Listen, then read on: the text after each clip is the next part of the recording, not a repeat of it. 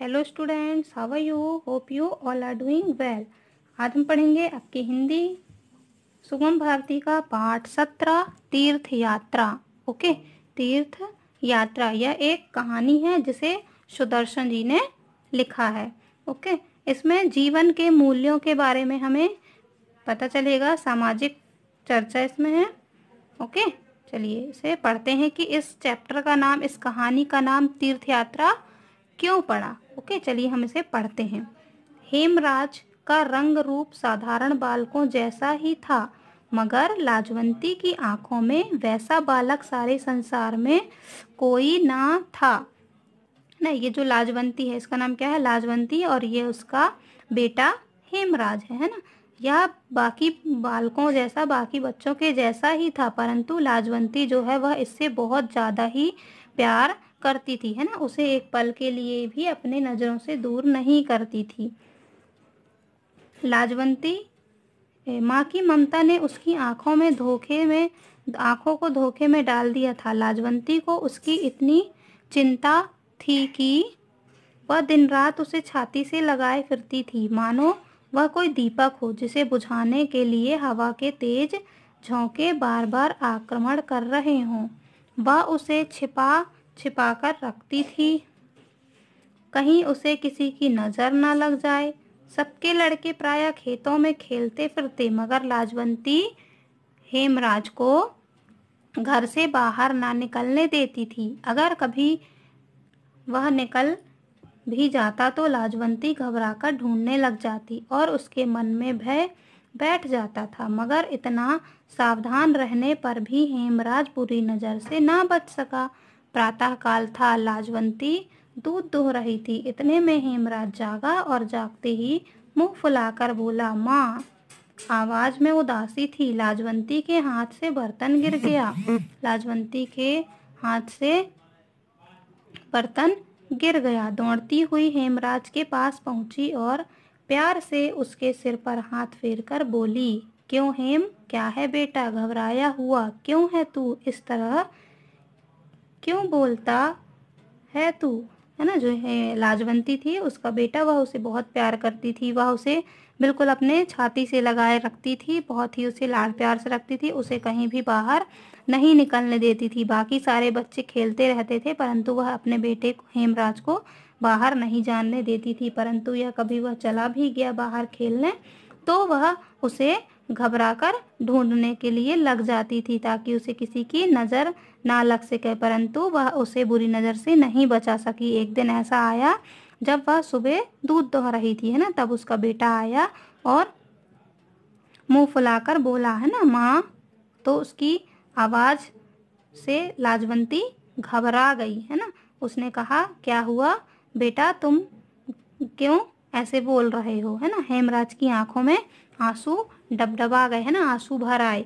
रुक रुक कर बोला, सिर में दर्द होता है, बहुत दर्द होता है ना। हेमराज ने अपनी माँ को बताया कि सिर में उसके बहुत दर्द हो रहा है। बात साधारण थी, मगर लाजवंती का नारी हृदय कांप गया। यही दिन थे, यही ऋतु थी जब उसका पहला पुत्र मदन नहीं रहा था। वह भी इसी तरह बीमार हुआ था, है ना। लाजवंती इतनी घबराई सी क्यों रहती थी? क्योंकि उसने अपने एक पुत्र को इसी बीमारी के वजह से खो दिया था। इसलिए वह हेमराज को बहुत ज़्यादा ही प्यार करती थी, इसलिए उसकी इतनी चिंता करती थी। लाजवंती को पैरों के नीचे से धरती खिसकती सी मालूम होने लगी।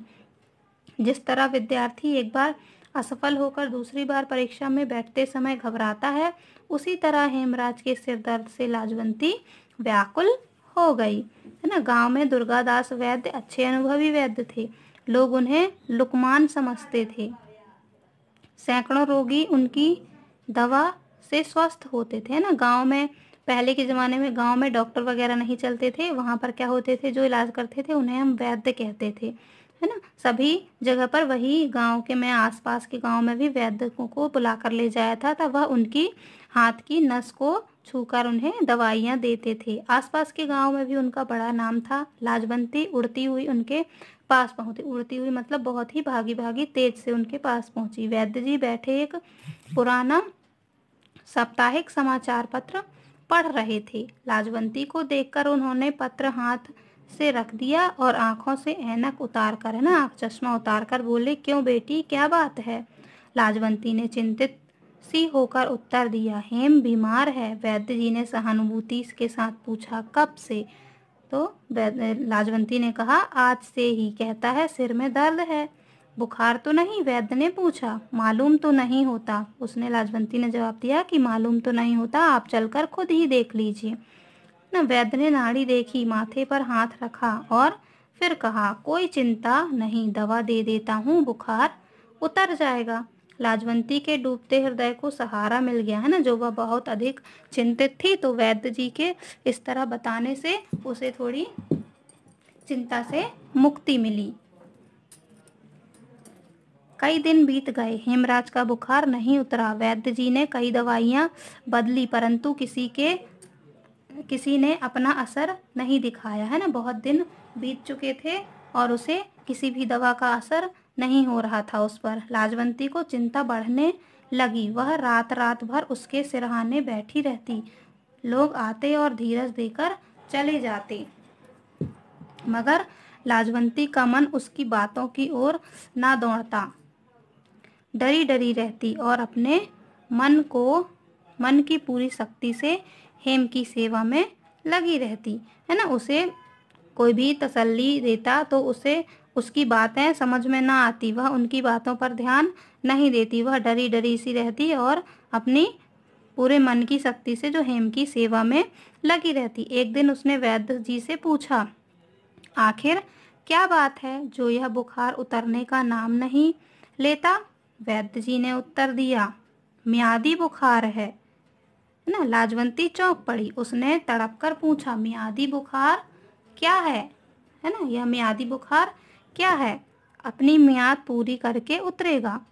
वैद्य जी ने उसे बताया कि अपनी मियाद पूरी करके उतरेगा, पर कब तक उतरेगा? 21वें दिन उतरेगा, इससे पहले नहीं उतर सकता। आज 11 दिन हो गए हैं, है ना। वैद्य जी ने उसे बताया कि यह जो है वह मियादी बुखार है, जो अपनी मियाद पूरी करके, मतलब अपनी इच्छा पूरी करके ही उतरेगा, है ना। और 21 दिन लगेंगे, आज 11 दिन हो गए हैं, बस 10 दिन और हैं। किसी तरह ये दिन निकाल दो, भगवान भला करेगा। लाजवंती का माथा ठनका। हिचकिचाते हुई बोली, कोई अंदेशा तो नहीं? सच सच बता दीजिए, है ना। वह डर गई थी लाजवंती, इसलिए उसने वैद्य जी से कहा कि कोई अंदेशा तो नहीं है, आप सच सच बता दीजिए। वैद्य जी थोड़ी देर चुप रहे। इस समय वह सोच रहे थे कि उसे सच सच बताएं या ना बताएं। आखिर बोले, देखो बुखार सख्त है ना, बुखार तेज है, हानिकारक भी हो सकता है। मेरी राय में तो हेम के पिता को बुलवा लो तुम। उनका पति, जो हेम के पिताजी थे, वे रामलाल नाम था उनका, वे कहाँ थे? मुल्तान में नौकर था। उसने उसे तार भेजा, वह तीसरे दिन पहुंच गया। इलाज दुगनी सावधानी से होने लगा, यहाँ तक कि 10 दिन और भी बीत गए। अब 21वां दिन सिर पर था, है ना। जो वैद्य जी के हिसाब से उन्होंने बताया था कि 21 दिन तक रहेगा, तो लास्ट दिन जो था वह उसी दिन था, है ना। तो उन्हें और भी अधिक चिंता होने लगी। हेम की देह, मतलब हेम का शरीर और भी आग की तरह तपने लगा ना, बहुत तेज उसे बुखार था। लाजवंती और रामलाल जो थे, दोनों घबरा गए। सोचने लगे, क्या बुखार एकाएक उतरेगा? मतलब इतने दिनों से जो बुखार इतनी तेज है, आज तक वह नहीं उतरा, तो क्या हो, यह बुखार अचानक से ही उतरेगा? वैद्य ने आकर नाड़ी देखी तो घबराकर बोले, आज की रात बड़ी भयानक है, सावधान रहना, बुखार एकाएक उतरेगा, है ना। वैद्य ने फिर से उसकी नाड़ी देखी, नस देखी और घबराकर बोले कि आज की रात बहुत ही ज़्यादा भयानक है, खतरनाक है ना, सावधान रहना, क्योंकि बुखार अचानक से एकाएक एक बार में ही उतर सकता है। लाजवंती मंदिर पहुंची और देवी के सामने गिरकर देर तक रोती रही। जब थककर उसने सिर उठाया तो उसका मुखमंडल शांत था और जैसे तूफान शांत हो जाता है, उसको ऐसा मालूम हुआ जैसे कोई दिव्य शक्ति उसके कान में कह रही है, तूने आंसू बहाकर देवी के पाषाण हृदय को मोम कर दिया। लाजवंती ने देवी की आरती उतारी, फूल चढ़ाए, मंदिर की परिक्रमा की और प्रेम के बोझ से कांपते हुए स्वर से मानता मानी, देवी माता मेरा हेम बच जाए तो मैं तीर्थ यात्रा करूंगी, है ना। जब लाजवंती बहुत ही अधिक चिंतित थी तो वह कहाँ, मंदिर पहुंची, देवी के मंदिर। उनके सामने गिरकर वह रोती रही और जब रो रो कर उसका बुरा हाल हो गया, थक गया, तो उसने जब सिर उठाया, थकने के बाद सिर उठाया तो उसका मुख जो था वह मुख जो मंडल उसका शांत हो गया, मतलब वह बिल्कुल शांत हो गई। जैसे तूफान शांत हो जाता है वैसे ही वह भी एकदम से शांत हो गई, है ना। ऐसा लगता है कि जैसे उसे किसी दिव्य शक्ति ने उससे कह दिया हो कि तूने देवी के हृदय को पिघला दिया है ना। तो लाजवंती जो है वह उठी और देवी की आरती उतारी, फूलमाला चढ़ाई, परिक्रमा की और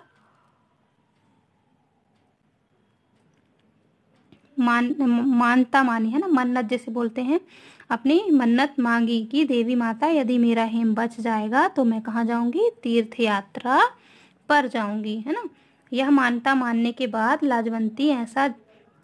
लाजवंती को ऐसा जान पड़ा जैसे उनके दिल में से किसी ने कोई बोझ हटा लिया है, जैसे उसका संकट टल गया है। उसे निश्चय हो गया है कि अब हेम को कोई भय नहीं है। लौटी तो उसके पांव भूमि पर ना पड़ते थे, उसके हृदय समुद्र में आनंद की तरंगें उठ रही थी। वह दौड़ती हुई घर पहुंची तो पति ने कहा, बधाई हो, तुम्हारा परिश्रम सफल हो गया, बुखार धीरे धीरे उतर रहा है ना। जैसे ही वह घर पहुंची अपनी मानता मांग के, तो हेम के जो पिताजी थे उन्होंने उससे कहा कि तुम्हारा परिश्रम जो है वह सफल हुआ, है ना। हेम का जो बुखार है वह धीरे धीरे उतर रहा है ना। उसका जो हृदय था वह बहुत ही फूला नहीं समाया, है ना।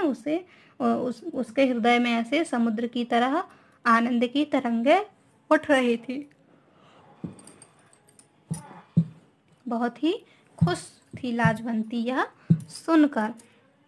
लाजवंती के मुख पर प्रसन्नता थी और आंखों में आशा की झलक थी, है ना। झूमती हुई बोली, अब हेम को कोई डर नहीं है, मैं तीर्थ यात्रा की मानता मान आई हूँ, है ना। लाजवंती ने बहुत खुश थी वह, उसकी आंखों में एक आशा की झलक थी। यह आशा थी कि उसका हेम ठीक हो जाएगा, है ना। झूमती हुई वह बोली कि अब हेम को कोई डर नहीं है, मैं तीर्थ यात्रा की मानता मांग आई हूँ, मतलब मैं तीर्थ यात्रा की मन्नत मांग कर आई हूँ, अब हेम को कोई भी डर नहीं है। रामलाल ने तीर्थ यात्रा के खर्च का अनुमान किया तो हृदय बैठ गया, परंतु पुत्र स्नेह ने इस चिंता को देर तक ठहरने ना दिया। उत्तर दिया, अच्छा किया, रुपए का क्या है, हाथ का मैल है, आता है चला जाता है, परमेश्वर ने एक लाल दिया है, वह जीता रहे, यही हमारी दौलत है।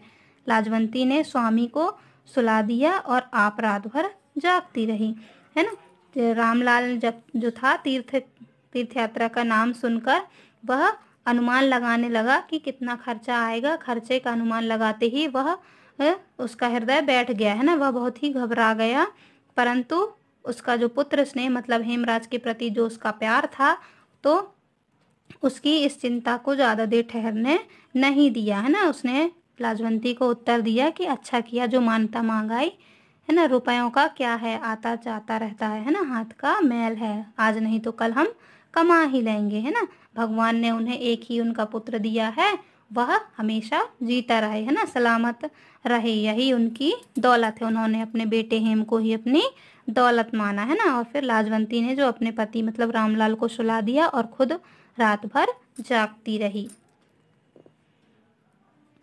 ओके स्टूडेंट्स, तो आप जब तक ये चैप्टर आप कंप्लीट कीजिएगा, जो हमने 2 पेजेस पढ़े हैं आप इसे एक बार फिर से रिवाइज कीजिएगा। ओके, इसके आगे हम नेक्स्ट अपने अगले वीडियो में कंटिन्यू करेंगे। Okay students, bye bye, have a good day.